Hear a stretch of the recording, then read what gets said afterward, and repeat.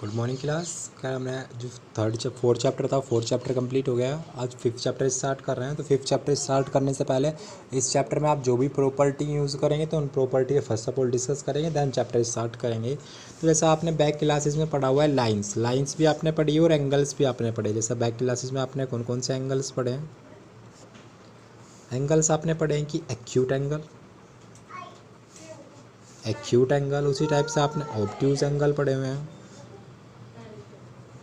उसी टाइप से आपने राइट एंगल पढ़े हुए हैं और स्ट्रेट एंगल भी आपने पढ़े हैं। और एक एंगल आपने और पढ़ा हुआ, रिफ्लेक्स एंगल। तो ये आपने पढ़े। जैसे एक्यूट एंगल आपको पता है कि जितने भी एंगल्स 90 से स्मॉलर होंगे, ऑब्ट्यूज एंगल जो 90 से ग्रेटर होंगे, राइट एंगल जिसकी वैल्यू इक्वल होगी 90 के, और स्ट्रेट एंगल आप चेक करेंगे जो 180 होंगे, और रिफ्लेक्सिव एंगल ग्रेटर होंगे 180। तो ये चीज़ें आपने इस टाइप से पढ़ी हुई हैं कि एक्यूट एंगल जितने भी एंगल्स होंगे जो 90 से स्मॉलर होंगे, जितने एंगल 90 से स्मॉलर होंगे वो आपके पास एक्यूट एंगल होंगे। ऑब्ट्यूज एंगल जो 90 से ग्रेटर एंगल होंगे वो आपके पास ऑब्ट्यूज एंगल होंगे। राइट एंगल जो 90 के इक्वल होंगे वो आपके पास क्या होंगे? 90 राइट एंगल बोलेंगे उसको आप। जो स्ट्रेट एंगल होंगे जिसकी वैल्यू आपके पास 180 होगी तो उसको आप क्या बोलेंगे? Straight angle. जो रिफ्लेक्स एंगल होंगे, रिफ्लेक्स एंगल आप चेक करेंगे जो जिसकी वैल्यू 180 से ग्रेटर हो जाएगी तो वो आपके पास क्या होंगे? Reflection angle. उसके बाद अब यहाँ पे जो प्रॉपर्टी आपके पास यूज़ होगी, आपके पास दो प्रॉपर्टी यूज़ होगी। एक आपके पास, तो यहाँ पे आपके पास ये प्रॉपर्टी यूज़ ना होकर आपके पास जो प्रॉपर्टी यूज़ होगी वो कॉम्प्लीमेंट्री एंगल्स यूज़ होगी। तो आप यहाँ पे जब चेक करेंगे तो तो यहाँ पे आप चेक करेंगे आपके पास कॉम्प्लीमेंट्री एंगल्स। तो कॉम्प्लीमेंट्री एंगल्स आप उन एंगल्स को बोलोगे जिन दो एंगल्स का सम आपके पास 90 होगा। मीन्स टू एंगल्स का सम आपके पास 90 होगा। अगर कहीं भी आपके पास लिखा है कॉम्प्लीमेंट्री एंगल्स तो आप ध्यान रखना है कि टू एंगल्स का पेयर यूज़ हो रहा है और दोनों नंबर्स को ऐड करके रिजल्ट आपके पास कितना आएगा? 90। क्लियर है? कहीं भी वो इस टाइप से देगा कि आपके पास एक एंगल की वैल्यू दे देगा, सेकंड एंगल आपको डिफाइन कराएगा, कहेगा both angle are complementary angle, one value 60 and one is X या कोई भी अदर वैल्यू वो यूज़ कर देगा। इसी टाइप से आप यूज़ करेंगे कि एक आपके पास यूज़ होगा सप्लीमेंट्री एंगल्स।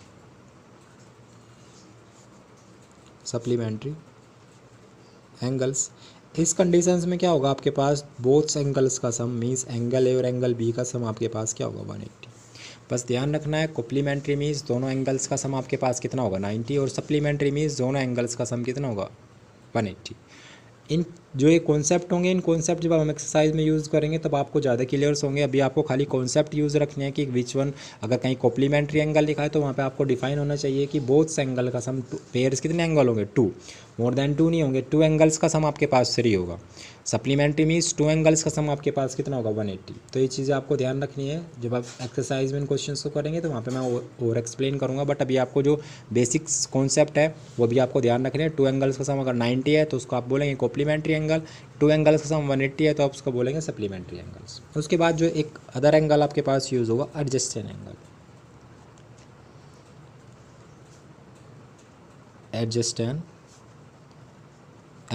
एडजस्टेंट एंगल ये आपने बैक क्लासेस में भी पढ़े हैं कि एडजस्टेंट एंगल किस टाइप से, अगर मैं कोई एंगल बोल रहा हूँ या कोई मैं इस टाइप से एक इमेज ड्रॉ कर रहा हूँ तो ये जो एंगल होंगे जैसे एंगल 1 और एंगल 2 जो नियरेस्ट वाले एंगल होंगे, जैसे आपने बैक क्लासेस में पढ़ा है कि जैसे कोई इस टाइप से कोई इमेज है तो उसकी जो एडजस्टेंट एंगल होगी, जो एक नियरेस्ट वाले एंगल होंगे, जो पास वाले एंगल होंगे वो आपके पास एडजस्टेंट एंगल होंगे। तो ये भी आपको डिफाइन रखना है। उसके बाद एक आपके पास कंडीशंस यूज़ होगी लीनियर पेयर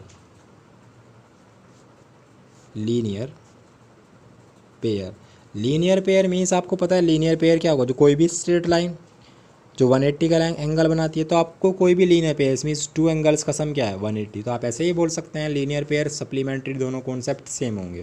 तो यहाँ जैसे अगर मैं बोल रहा हूँ एंगल 1 और एंगल 2 तो आप बोलेंगे एंगल 1 और एंगल 2 की वैल्यू कितनी होगी? 180। अगर आप एंगल 1 को इंक्रीज़ करेंगे तो एंगल 2 की वैल्यू क्या हो जाएगी? डिक्रीज़ होना स्टार्ट होगी। अब आप एंगल 2 को इंक्रीज़ करना स्टार्ट करेंगे तो एंगल 2 की वैल्यू डिक्रीज़ होना स्टार्ट होगी, क्योंकि दोनों एंगल्स के सम की वैल्यू 180 होगी। Linear pair means straight line, तो कभी भी इसकी वैल्यू ग्रेटर नहीं होगी। उसके बाद एक आपके पास यूज़ होंगे वर्टेक्स अपोजिट एंगल। वर्टेक्स नहीं, वर्टिकली अपोजिट्स एंगल, वर्टिकली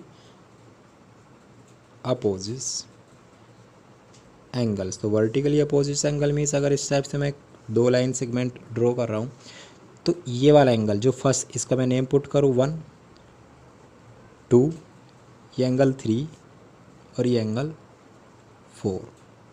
तो यहाँ पे आप चेक करेंगे एंगल 1 इक्वल होगा एंगल 2 के, और इसी टाइप से एंगल 3 इक्वल होगा एंगल 4 के। कंडीशंस क्या होगी, vertex opposites angle, vertically opposites angle होंगे। मींस अगर इसकी एंगल 1 की मेजरमेंट आपके पास 10 13 14 जो भी मेजरमेंट है, जितनी मेजरमेंट आपके पास एंगल 1 की होगी उतनी ही मेजरमेंट आपके पास एंगल 2 की होगी। ऐसी जितनी मेजरमेंट आपके पास एंगल 3 की होगी, उतनी ही मेजरमेंट एंगल 4 की होगी। अगर मैं इस टाइप से ड्रॉ कर रहा हूँ, कैसी भी लाइन हो, अगर मैंने इस टाइप से लाइन सेगमेंट ड्रॉ किया तो तब आप ये नहीं बोल सकते कि ये इसका वर्टेक्स अपोजिट एंगल है, नहीं। जब टू लाइंस कंप्लीटली एक दूसरे को इंटरसेक्ट करेगी तो तब आप बोल सकते हो कि ये वाला एंगल जो से ये वाला एंगल इसका वर्टेक्स अपोजिट एंगल होगा, और ये एंगल इस एंगल का वर्टेक्स अपोजिट एंगल होगा। क्लियर है।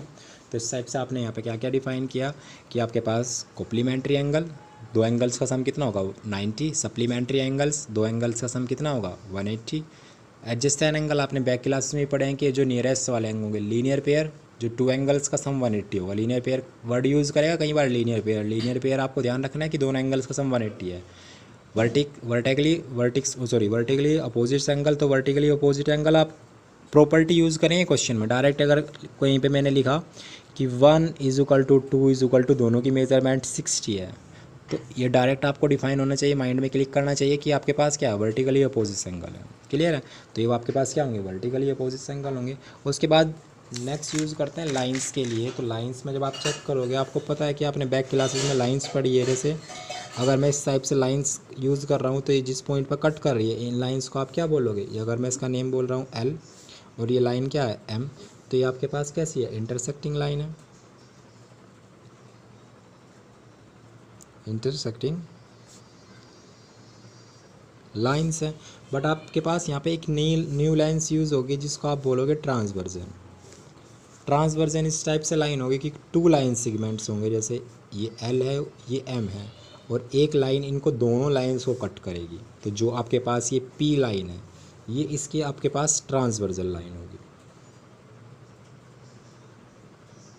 Transversion line. तो ऐसी लाइंस जो टू पैरेलल लाइंस को कट करें, जैसे आप चेक करेंगे L और M ये दोनों क्या हैं आपके पास पैरेलल लाइंस से। पैरेलल लाइंस का मीन्स इनकी ईच पॉइंट्स पे इनकी जो बिटवीन की डिस्टेंस होगी वो सेम रहेगी। ईच डिस्टेंस पे मीन्स ईच पॉइंट्स पे इनकी बिटवीन की डिस्टेंस सेम रहेगी।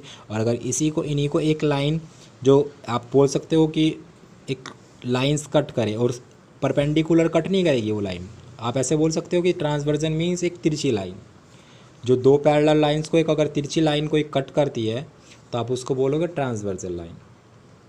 ठीक है, क्योंकि ध्यान रखना ऐसे नहीं बोलोगे कि ये पैरेलल इस टाइप से ये लाइन आपके पास ट्रांसवर्जन होगी, ये कि ये ट्रांसवर्जन है, ये ट्रांसवर्जन नहीं होगी क्योंकि ये परपेंडिकुलर ही कट कर रही है, इसको आप ट्रांसवर्जन नहीं बोलेंगे। ट्रांसवर्जन ऐसी लाइन होगी जो एक तिरछी लाइन होगी, एक टाइप से तिरछी लाइन होगी जो उसको तिरछी फॉर्म में कट करेगी। उसको आप डायरेक्ट ये नहीं बोल सकते ना कि इक्वल पार्ट में डिवाइड कर रही है। कि जैसे L लाइन है, L को जितनी मेजरमेंट आपके पास लेफ्ट साइड में उतनी मेजरमेंट राइट में होगी, या जितनी M की मेजरमेंट है उतनी जितनी लेफ्ट में होगी उतनी राइट में होगी। तो अगर सिंपल फॉर्म में बोलेंगे तो एक तिरछी लाइन होगी जो दो पैरेलल लाइन्स को कट करेगी। क्लियर है। उसके बाद आपके पास यहीं पे एक प्रॉपर्टी यूज़ होगी। जैसे अगर मैं इसी इमेज को क्लियरली यहाँ पे बनाऊँ तो आपके पास यहाँ पे एंगल्स यूज़ होंगे। जैसे आप चेक करेंगे कि ये एंगल 1, एंगल 2, एंगल 3, एंगल 4। अगर इसी लाइंस को मैं आगे मूव कर दूं और एक लाइन और ट्रांसवर्जन क्या है, जूम ही सबके बार 2 ट्रांसवर्जन होगी P एंड Q। तो 1 2 3 4 ऐसे इसके नेम पुट करेंगे, 5 6 7 8। चलो इसको थोड़ा और क्लीन नहीं बनाते हैं यहाँ पे इस टाइप से।